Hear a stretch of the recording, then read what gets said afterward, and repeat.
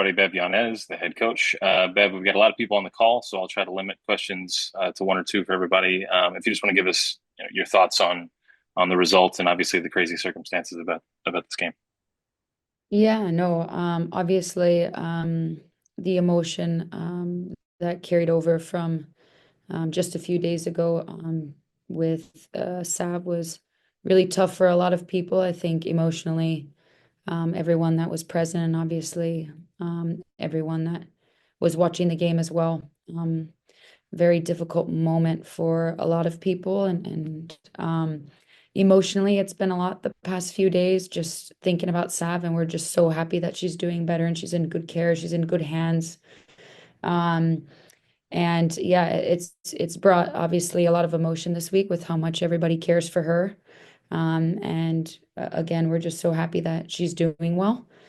And coming into this match, I think at the end of it, speaking with the group, I understand from a human being perspective that there's a lot of emotion right now, and it's not something that I would like to ignore.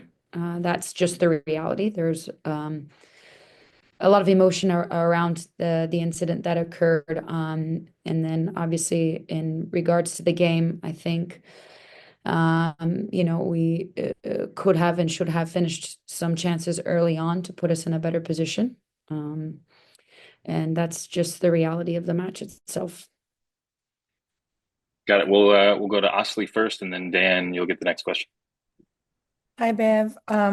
You mentioned briefly about, Savannah's conditions, but what else can you share with us? Is she going home anytime soon? Is she staying in Seattle? Yeah. What's the latest?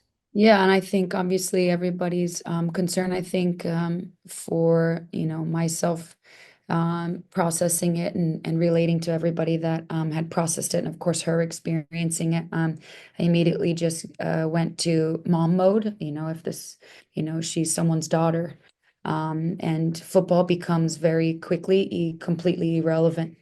And the concern for her and her family, all of everybody that cares for her very deeply, was really really high. I mean, it's inexplainable to go through something like that and be so scared, right? And uh, her mom's here with her, which is really great.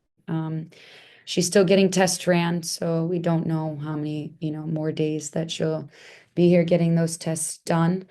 But the biggest thing is that she's doing well, and that she is in good hands and she's being, of course, fully monitored. So, yeah, I feel so much for everybody, including Sav. Everyone that she's close with, our group, her family. But I know for me personally, it hit some strings that were very difficult for myself to process because I can't imagine what it would be like to watch the TV screen as a mom and as a dad, and as to see that many people around my daughter and an ambulance on the field, I can imagine is very highly emotional. So I think, yeah, it's been tough on so many. I'm just speaking from my perspective. But we want to do whatever we can to be here for Sav during this time and her family, as much as possible and support as much as possible. But I know a lot of us are very affected by it. Dan, go ahead with your question. Thanks. Hi, Bev. Dan, a letter from Equalizer. Can you walk us through Sunday and what steps were taken that led to the early halftime, and then how it came to pass that the decision was made not to continue playing? Yeah, I think I'm gonna try and walk back what I can with my memory. I think obviously at the time Seth went down and I saw her wave over to the bench and got out there. Um, Saw the emergency action go into place. Something that we've been, um, obviously league mandated that we get that review every year as a team, as a staff, and as players, so we know what the signal looks like. And tried to gather the group into not into the corner area of the field, and just keep them and their eyes and themselves just over in a certain in a space. There was a lot of emotion, and during that time, just not saying any words and trying to be there with each other.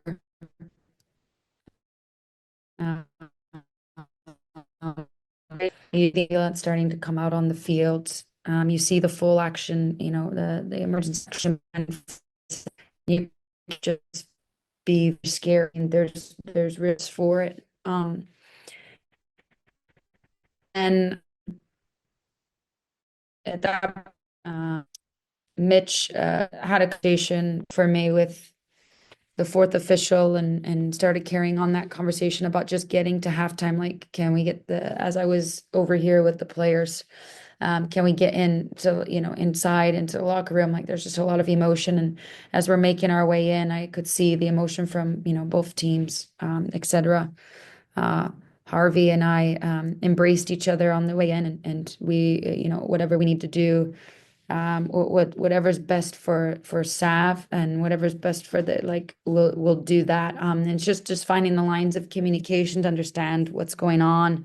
Trying to give the team the quickest update, because everyone's highly concerned at this point. So the doctor was able to come in. That was there, and explain to our group that she was stable in the ambulance.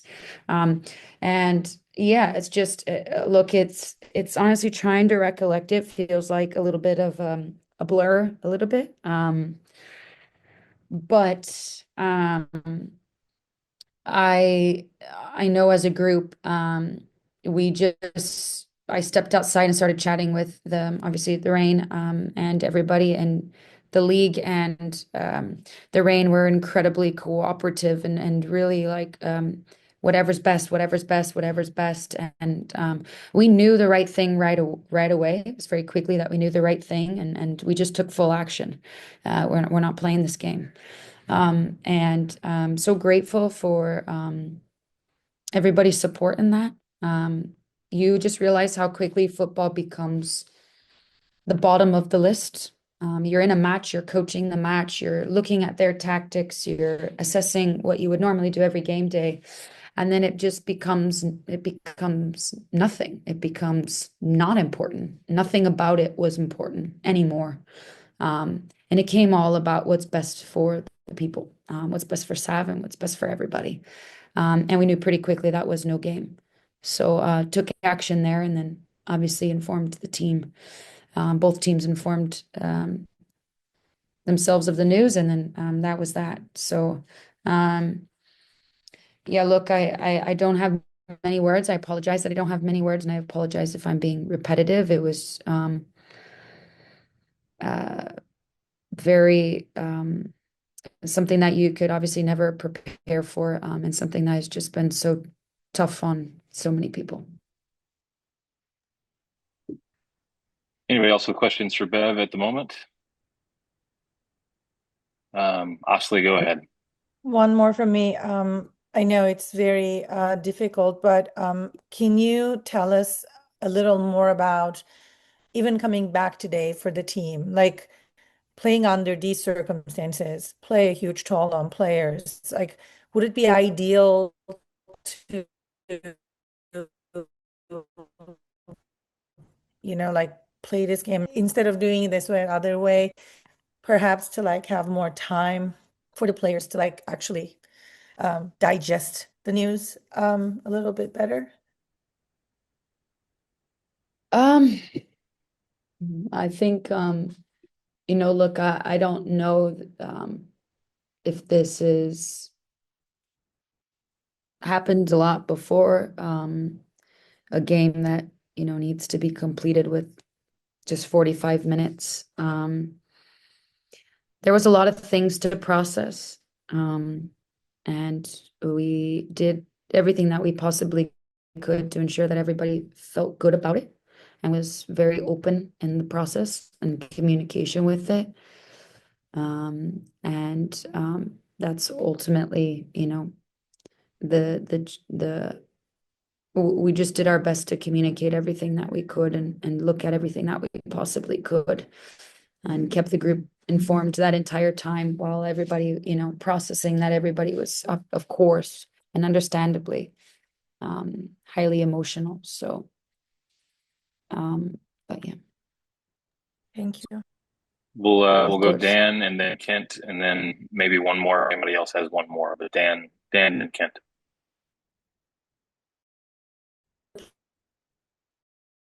You two else on the team, they're in person or on FaceTime? Yeah, I was grateful enough after the game. Laura and Scott took myself and Caitlin to the hospital. Obviously things, like I said, become much bigger than football, and it was a real